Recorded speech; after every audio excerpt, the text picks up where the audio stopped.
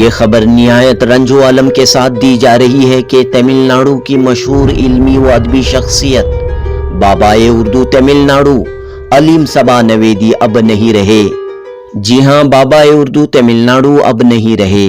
24 فروری کی اولین ساعتوں میں علیم سبا نویدی اس دار فانی سے کوچ کر گئے ہیں۔ 82 سالہ علیم سبا نویدی تقریباً 100 کتابوں کے مصنف تھے۔ اردو زبان کے شاعر، ادیب، محقق، نقاد اور تاریخ داں کے طور پر علیم سبا نویدی نے نمایاں خدمات، نمایاں کارنامے انجام دیے ہیں۔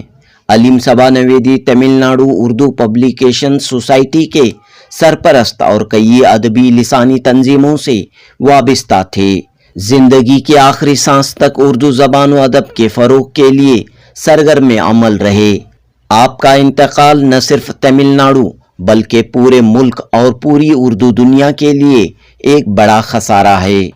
تمل ناڈو میں علاقائی زبان کے غلبے کے درمیان آپ نے اردو کی شمع کو روشن رکھا، اردو ادب کو نہ صرف پروان چڑھایا، اردو زبان و ادب کو نہ صرف گراں قدر سرمایہ عطا کیا بلکہ مشاعروں، سیمینار، جلسوں، اجلاس کے ذریعے اردو زبان کو تمل ناڈو کی سرزمین میں فروغ دینے کی نمایاں کوششیں کی۔